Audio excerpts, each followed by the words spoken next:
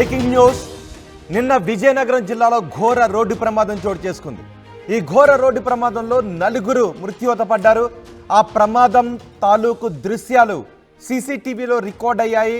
అక్కడ ఉన్న ఒక పెట్రోల్ పంప్లో ఉన్న సీసీటీవీలో ఆ దృశ్యాలు రికార్డ్ అయ్యాయి. ఒక్కసారి ఆ ప్రమాదం ఎంత భయానకంగా ఉందో మీరు చూడండి.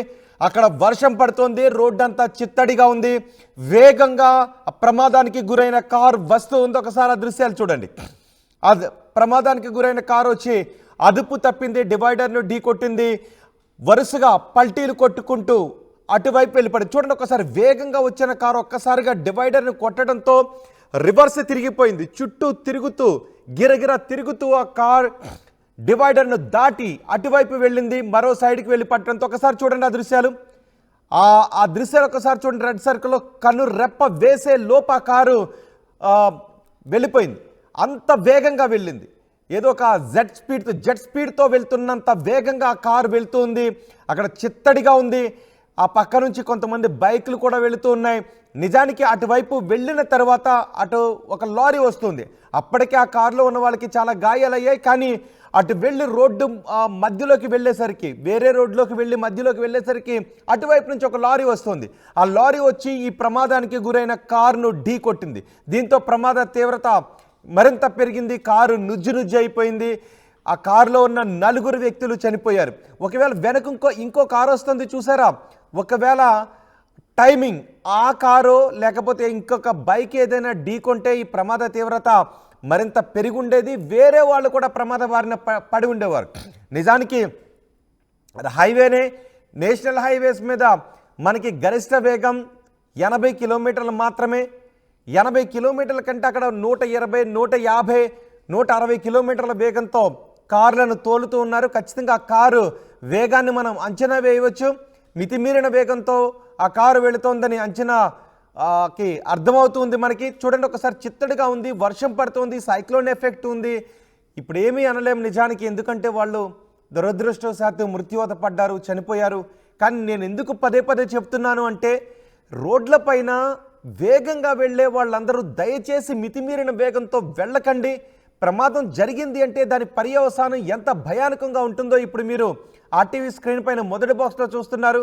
ఒకే కుటుంబానికి చెందిన 3 వ్యక్తులు ఈ ప్రమాదంలో చనిపోయారు.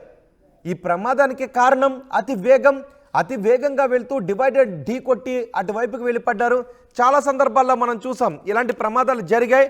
ఒకవేళ ఇలాంటి ప్రమాదాన్ని మీరు కల్లారా చూసినా, లేదంటే ప్రమాదం బారిన పడిన వ్యక్తులు ఎవరైనా అయితే ఒక్కొక్కసారి డివైడర్ని ఢీ కొట్టి అటువైపు రోడ్లోకి వెళ్ళి బతికిన వాళ్ళు చాలామంది ఉన్నారు.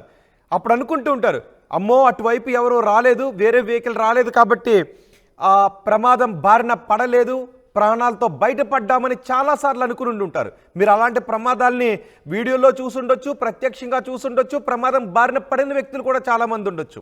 కానీ అన్నిసార్లు కూడా రోజులు మనవి కావు. ఇక్కడ కూడా వీళ్ళు ప్రమాదానికి గురైంది. కారు అతివేగంతో డివైడర్ని ఢీకొట్టి అటువైపు వెళ్ళి పడింది. అది హై అండ్ కార్ కాబట్టి లోపల ఉన్న వాళ్ళకి చిన్న గాయాలయ్యి, అలాగే లారీ రాకపోయి ఉన్నట్లయితే వాళ్ళ ప్రాణాలతో బయటపడి ఉండేవారేమో బహుశా. కానీ లారీ కూడా అదే సమయంలో రావడంతో ఆ లారీ కారుని ఢీ కొట్టడంతో ప్రమాదం తీవ్రత మరింత పెరిగింది. ఆ కారులో ఉన్న 4 అక్కడికక్కడే మృతి చెందారు. ఈ ప్రమాదానికి సంబంధించిన సీసీ ఫుటేజ్ తాజాగా వెలుగులోకి వచ్చింది. ఆ దృశ్యాలు ఇప్పుడు మీరు చూస్తున్నారు. ప్రమాద దృశ్యాలు మనం చూసిన తర్వాత అయినా అతి వేగంగా వెళ్ళే వాళ్ళు ఖచ్చితంగా వేగ నియంత్రణ చేసుకోవాలి. వేగ నియంత్రణ చేసుకోకపోతే ప్రమాదం మనల్ని వెంటాడొచ్చు. మన కారణంగా మరొకరు ప్రమాదం బారిన పడే అవకాశం ఉంటుంది. అవి మరెన్నో కుటుంబాల మీద తీరని ప్రభావాన్ని చూపించే అవకాశాలు ఉంటాయి. అతి వేగం కారణంగా అదుపు తప్పి కారు పల్టీ కొట్టింది. ఒకసారి ఆ రెండో బాక్స్లో మరోసారి చూడండి దృశ్యాలు. వేగంగా వెళ్తున్న కారు ఎంత వేగంగా వెళ్తుందో చూడండి. ఆ వేగంగా వెళ్ళి అక్కడ సరిగ్గా డివైడర్ను ఢీ కొట్టి అటువైపు వెళ్ళిపడి ఆ తర్వాత ఆ లారీ ఢీ కొట్టడం కారణంగా ప్రమాద తీవ్రత మరింత పెరిగిపోయింది. సిటీలో కూడా మనం చాలా చోట్ల చూస్తుంటాం, బైకులపై వెళ్తూ డివైడర్ని ఢీ కొట్టి అటువైపు వెళ్ళి పడుతూ ఉంటుంటారు. కారుపై అతి వేగంగా వెళ్తూ డివైడర్ని ఢీ కొట్టి మరోవైపుకి వెళుతూ ఉంటుంటారు.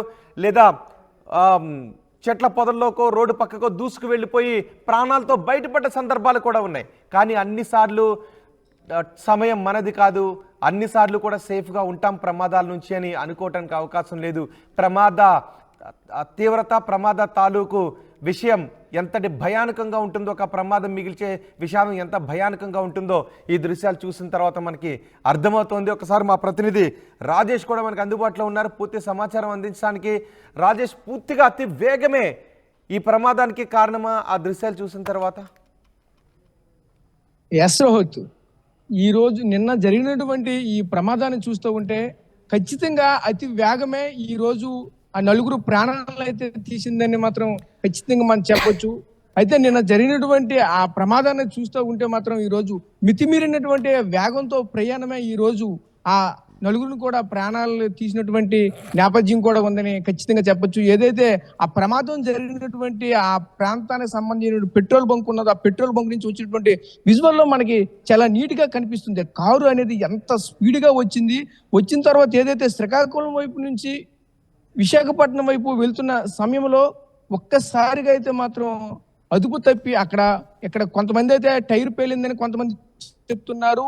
లేదా అంటే అక్కడ ఉన్నటువంటి వాటర్ కారణంగా స్కిడ్ అయ్యి కంట్రోల్ అవ్వకుండా ఆ విధంగా వెళ్ళిందని అయితే మరొక వైపు చెప్తున్నారు. ఏదేమైనా సరే మనం ఒకటే చెప్పొచ్చు, ఆ మితిమీరిన వేగంతో ప్రయాణించడంతో ఒక్కసారిగా ఆ బాధతలే ఆ పల్టీలు సుమారుగా చూసుకుంటే 4-5 పల్టీలు కొట్టి, ఆ డివైడర్ని ఢీ కొట్టి 4-5 పల్టీలు కొట్టి విశాఖపట్నం నుంచి శ్రీకాకుళం వైపు వస్తున్నటువంటి లారీని అయితే మాత్రం ఢీ కొట్టడంతో ఆ ఉన్నటువంటి నలుగురు ప్రాణాలు కూడా అక్కడికక్కడే ప్రాణాలు పోయినటువంటి పరిస్థితి కూడా మనం అయితే చూసాము. అయితే ప్రధానంగా చూసుకుంటే ఇటువంటి ప్రమాదాలు అనేవి అతి వేగంగా ప్రయాణించడం కారణంగానే అయితే మాత్రం వీళ్ళు జరుగుతుందని చెప్పొచ్చు. అయితే నిన్న ఏదైతే ఆ చనిపోయినటువంటి వ్యక్తులైతే అందులో ఇద్దరు SBI బ్యాంక్ ఎగ్జామ్ రాయడానికి వెళ్తున్నారనే సమాచారం అయితే వచ్చింది. అందులో ఒకరికి ఏదైతే కొంత అబ్రాడ్ నుంచి అయితే వాళ్ళ ఫ్రెండ్స్ అయితే మాత్రం వస్తువుకి వెళ్తున్నామని మరి కొంతమంది అయితే చెప్తున్నటువంటి నేపథ్యం కూడా ఉంది. ఈ క్రమంలోనే వాళ్ళని వేగంగా రీచ్ అవ్వాలి అనే ఆలోచనతోనే స్పీడ్ గా వెళ్తున్నటువంటి సమాచారం అయితే ఉంది. అయితే ఇంకొక సమాచారం ఇక్కడ ముఖ్యంగా ఏంటంటే, ప్రధానంగా చూసుకుంటే ఏదైతే మంత్రి అచ్చెన్నాయుడికి సంబంధించినటువంటి ఆ ఫార్చునర్ కార్ గా కూడా మనకు వచ్చినటువంటి సమాచారం కూడా మరొక వైపు అయితే ఉంది. ఆ కారు కూడా ఇంతకు మునుపు ఆ అచ్చెన్నాయుడు వద్ద అయితే కొన్నాళ్ళ పాటు సర్వీస్ అందించిందని కూడా చెప్తున్నారు. అదే విధంగా ఆ చనిపోయినటువంటి ఆ డ్రైవర్ కూడా అచ్చెన్నాయుడు కాన్వేలో కొన్నాళ్ళ పాటు పనిచేశారు, ప్రస్తుతానికి కూడా పని చేస్తున్నారు అని అయితే మాత్రం మనకు వచ్చినటువంటి సమాచారం.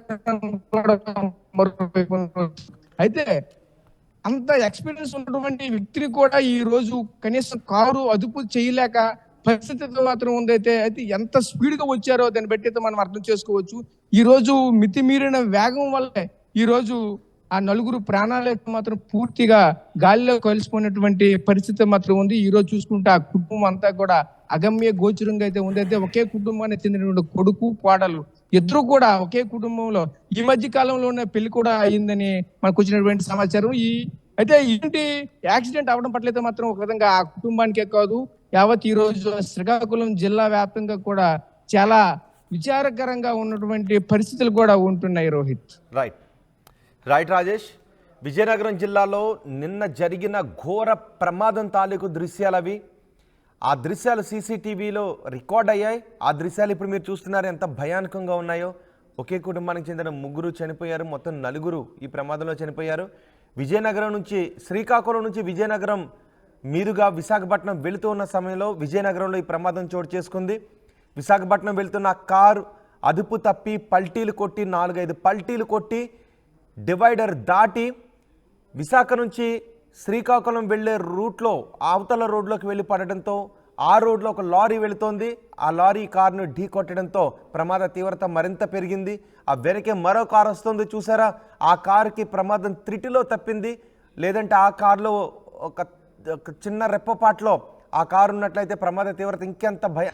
RTV యాప్ వార్తల్ని క్షణాల్లో చదివే అవకాశం ఉంటుంది. ఒక న్యూస్ పేపర్, ఒక టెలివిజన్ ఛానల్ మీ చేతుల్లో ఎప్పుడు ఉంటాయి.